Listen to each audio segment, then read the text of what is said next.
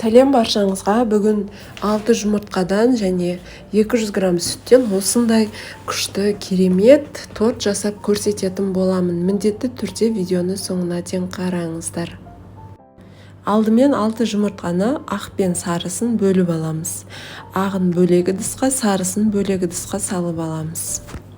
Бірінші кремін жасап аламыз. Ол үшін жұмыртқаның сарысына қант салып, ванильный сахар салып, және кукурузный крахмал немесе ұн саламыз.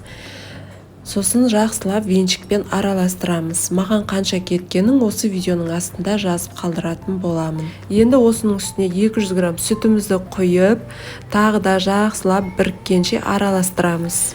Отқа қойып, баяу отта ақырындап қоюлататын боламыз.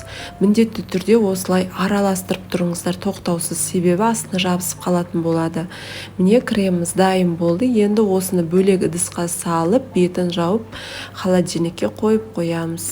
Жұмыртқаның ағуызына жарты шай қасық тұз салып, венчикпен немесе миксермен жақсылап араластырамыз. Және әппақ көбік пайда болған кезде үстіне жарты шай қасық лимон қышқылын, 2 ас қасық қант салып, тағы да осылай әппақ болғанша араластырамыз. 80 грамм ұнның үстіне 2 ас қасық сахарный пудра салып, жаңағы ағуызымызға салып, осылай лопатамен араластырамыз. Миксермен емес, лопатамен араластырамыз. Мен осындай формаға жасадым. Сіздерде қандай форма бар, соған жасаңыздар. Менде 20 сантиметрлі форма. Осылай бетін реттеп аламыз. Қызып тұрған пешімізге 170 градуста 25-30 минуттай пісіріп аламыз. Міне бисквитіміз дайын болды. Енді осыны толықтай суытып алып, сосын екіге бөлеміз.